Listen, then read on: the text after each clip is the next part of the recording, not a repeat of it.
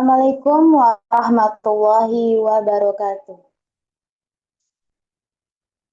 Alhamdulillah, puji syukur kita panjatkan kehadiran Allah Subhanahu wa Ta'ala yang telah memberikan rahmat dan karunia-Nya sehingga kita dapat hadir pada perkuliahan pada hari ini. Salawat dan salam kita curahkan kepada arwah Nabi besar kita, yakni Nabi Muhammad SAW yang berlafazkan Allahumma shalli ala Sayyidina Muhammad wa ala ali Sayyidina Muhammad. Yang terhormat, Ibu dosen pengampu mata kuliah Manajemen Satuan Pendidikan, yaitu Ibu Dr. Sulastri MPD. Pada kesempatan kali ini, saya Dinda Bastari dengan NIM 23002013 akan membahas salah satu buku yang berjudul Buku Ajar Manajemen Pendidikan. Buku ini membahas berbagai konsep penting dalam pengelolaan pendidikan yang sangat relevan dengan dunia perkuliahan dan juga praktek di lembaga pendidikan. Dalam presentasi ini, saya akan menjelaskan mulai dari isi buku, kelebihan dan kekurangan, serta memberikan penilaian saya secara pribadi.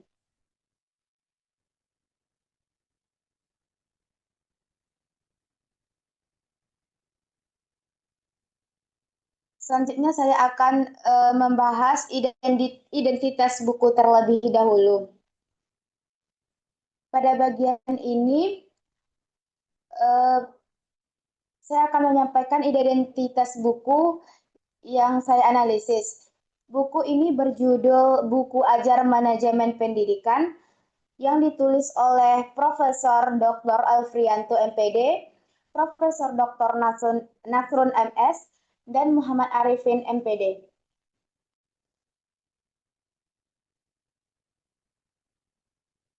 Dan diterbitkan oleh Supres pada tahun 2023 dengan ISBN 978-623-408-3040.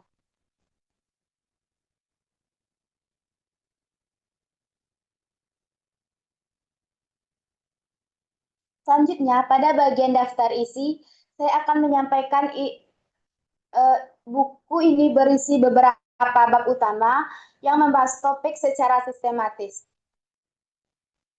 Dimulai dari bab pendahuluan, kemudian pembahasan inti yang terdiri dari beberapa subbab hingga penutup.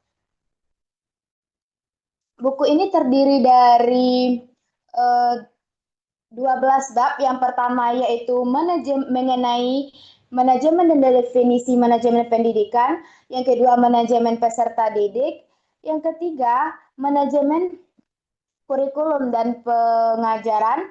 Yang keempat, manajemen tenaga pendidik dan kependidikan. Yang kelima, manajemen sarana dan prasarana. Yang keenam, manajemen keuangan sekolah. Yang ketujuh, manajemen hubungan sekolah dengan masyarakat. Yang kedelapan, manajemen layanan khusus. Yang kesembilan, supervisi pendidikan. Yang kesepuluh, kepemimpinan pendidikan. Yang ke-11, peran guru sebagai motivator.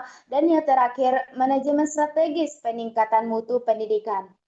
Nah, jadi kali ini saya akan membahas pokok bahasan setiap bab yang saya review.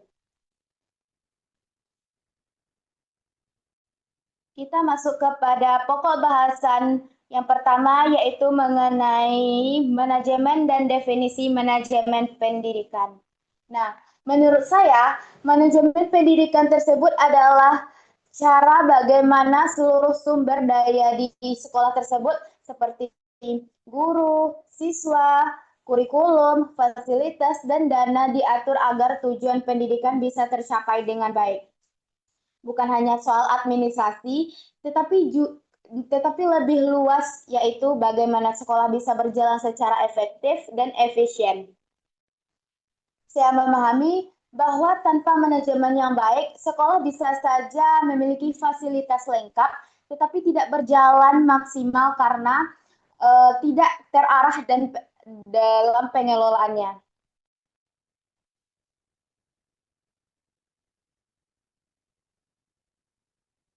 Menurut saya, fungsi manajemen pendidikan yang terdiri dari perencanaan, pengorganisasian, pelaksanaan, dan pengawasan merupakan satu kesatuan yang tidak bisa dipisahkan. Perencanaan menjadi langkah awal untuk menentukan arah sekolah, kemudian pengorganisasian tersebut membagi tugas agar jelas. Pelaksanaan adalah tahap menjalankan program dan pengawasan dilakukan untuk melihat apakah kegiatan sudah sesuai tujuan atau belum. Saya melihat keempat fungsi ini sangat penting agar sekolah tersebut tidak berjalan tanpa arah.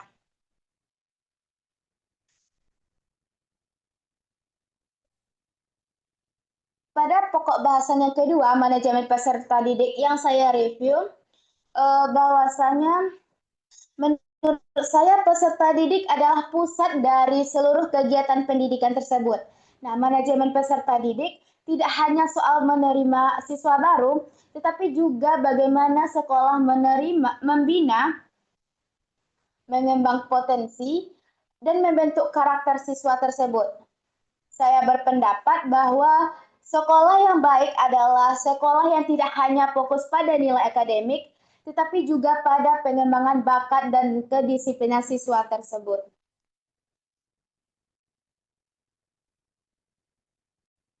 Pada bagian pokok bahasan yang ketiga yaitu mengenai manajemen kurikulum.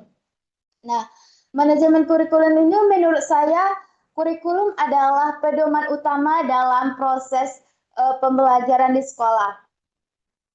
Manajemen kurikulum harus mampu menyesuaikan dengan perkembangan zaman.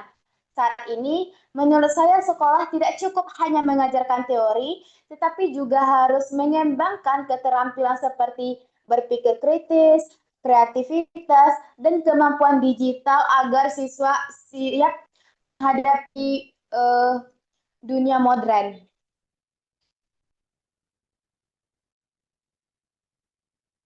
Selanjutnya saya akan review pokok bahasan yang keempat, yaitu mengenai manajemen tenaga pendidik, yaitu ada rekrutmen guru, pengembangan profesional guru, penilaian kinerja, serta peningkatan kompetensi.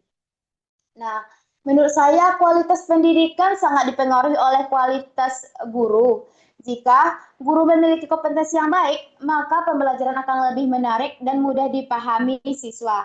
Karena itu, pengembangan profesional guru seperti pelatihan dan peningkatan kompetensi sangat penting untuk dilakukan secara berkelanjutan. Selanjutnya mengenai manajemen sarana dan prasarana. Nah, pada pokok bahasan yang kelima ini, manajemen sarana prasarana tersebut terdiri dari perencanaan kebutuhan, pengadaan, pemeliharaan, inventaris, serta penghapusan. Menurut saya, sarana dan prasarana sekolah memang sangat membantu proses belajar. Namun, yang lebih penting bukan hanya ketersediaan, tetapi bagaimana pengelolaannya. Saya melihat bahwa fasilitas yang ada di sekolah akan sia-sia jika tidak dirawat dan tidak dimanfaatkan dengan baik oleh warga sekolah tersebut. Selanjutnya, saya akan mereview pokok bahasan yang keenam, yaitu manajemen keuangan sekolah. Ada perencanaan anggaran, penggunaan dana, pengawasan keuangan, transparansi, dan akuntabilitas. Menurut saya, keuangan sekolah harus dikelola secara transparan dan akuntabel. Hal ini penting agar masyarakat dan orang tua siswa percaya terhadap pengelolaan sekolah. Nah, saya memahami bahwa penggunaan dana harus benar-benar diarahkan untuk meningkatkan kualitas pembelajaran, bukan hal yang tidak mendukung pendidikan.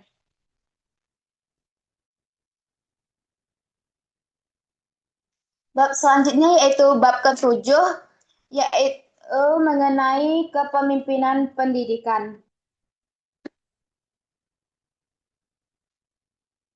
Menurut saya, kepala sekolah memiliki peran yang sangat penting dalam menentukan arah sekolah.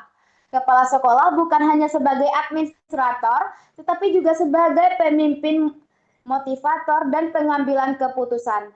Saya berpendapat bahwa sekolah yang maju biasanya memiliki kepala sekolah yang mampu bekerja sama dengan guru dan warga sekolah lainnya.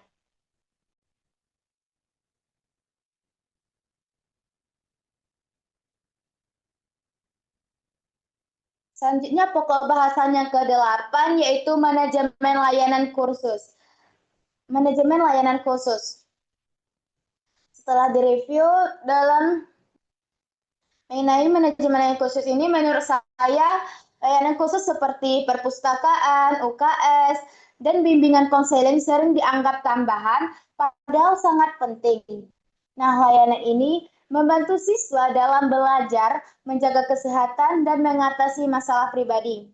Saya melihat bahwa layanan dalam belajar layanan ini sangat berpengaruh terhadap kenyamanan dan keberhasilan belajar siswa.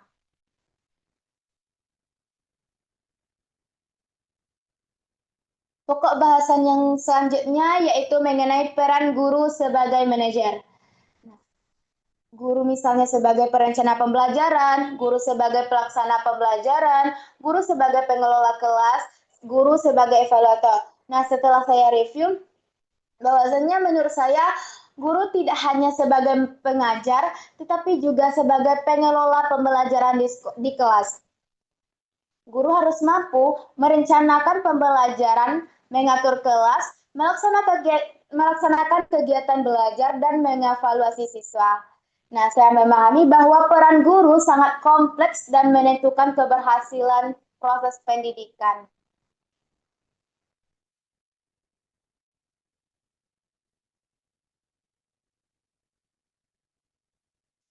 Pembahasan yang terakhir yaitu mengenai manajemen strategi peningkatan mutu pendidikan. Ada perencanaan mutu, ada pelaksanaan program mutu, ada evaluasi mutu, dan serta perbaikan berkelanjutan. Nah, menurut saya peningkatan mutu pendidikan harus dilakukan secara terus-menerus dan terencana. Sekolah perlu memiliki strategi yang jelas mulai dari perencanaan, pelaksanaan, evaluasi, sampai perbaikan. Nah, saya berpendapat bahwa tanpa strategi yang baik, mutu pendidikan akan sulit berkembang mengikuti perubahan zaman.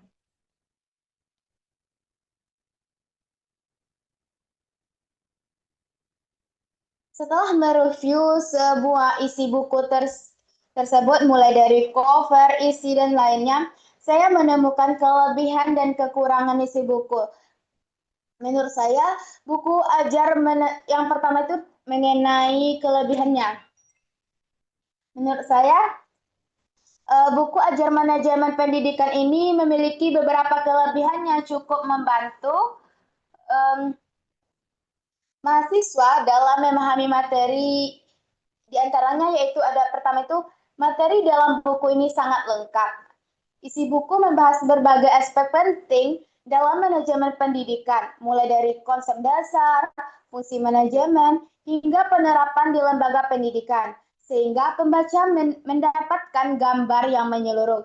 Yang kedua yaitu bahasanya itu mudah dipahami. Penjelasan yang digunakan tidak terlalu rumit sehingga cocok untuk mahasiswa, terutama yang baru belajar tentang manajemen pendidikan. Yang ketiga itu, isi buku sudah sesuai dengan kebutuhan mahasiswa pendidikan. Materinya relevan dengan perkuliahan, sehingga bisa langsung digunakan sebagai bahan belajar maupun referensi tugas. Adapun kekurangan dari buku ini yaitu pertama, pembahasannya itu masih dominan teori.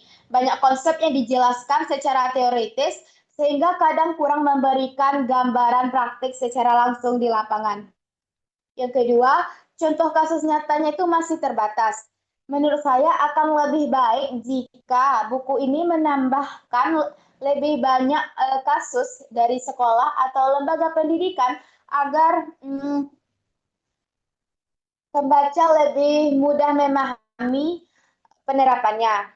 Dan yang terakhir itu pembahasannya tentang digitalisasi pendidikan belum terlalu mendalam.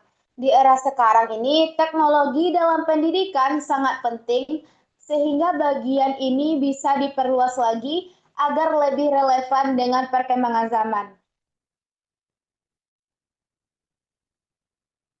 Secara keseluruhan, saya menilai buku ini cukup baik dan layak dijadikan referensi dalam pembelajaran manajemen pendidikan. Dari segi cover, tampilannya sederhana namun tetap formal dan sesuai dengan isi buku sebagai buku ajar akademik. Tidak terlalu mencolok, tetapi mencerminkan kesan ilmiah. Dari segi dari isi buku, buku ini sudah sangat sistematis dan terstruktur dengan baik. Pembahasan disusun berdasarkan bab-bab yang runtut sehingga memudahkan pembaca dalam memahami materi secara bertahap. Dari segi manfaat, buku ini sangat membantu saya sebagai mahasiswa dalam memahami dasar-dasar manajemen pendidikan serta dapat dijadikan acuan dalam mengerjakan tugas maupun presentasi. Namun, ke depan akan lebih baik jika buku ini ditambahkan lebih banyak contoh praktik lapangan dan pembahasan teknologi pendidikan agar semakin relevan dengan perkembangan saat ini.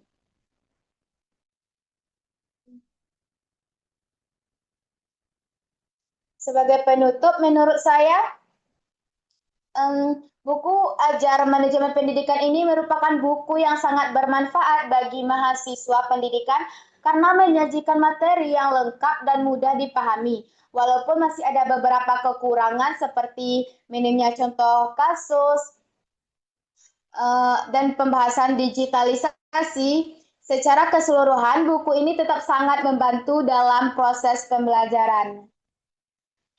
Mungkin hanya itu hasil review buku yang dapat saya sampaikan. Saya memohon maaf atas segala kekurangan. Wabillahi taufik wal hidayah. Wassalamualaikum warahmatullahi wabarakatuh.